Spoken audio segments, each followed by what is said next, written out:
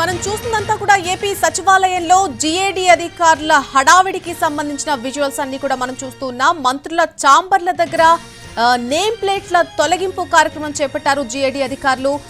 Name ప్లేట్లన్నీ కూడా ఒక్కొక్కటిగా తొలగిస్తూ ఉన్నారు. మంత్రుల ఛాంబర్ల నుంచి కొత్త ప్రభుత్వం ఏర్పడడంతో పాత మంత్రుల నేమ్ ప్లేట్లు తొలగిస్తూ ఉన్నారు జీఏడీ అధికారులు.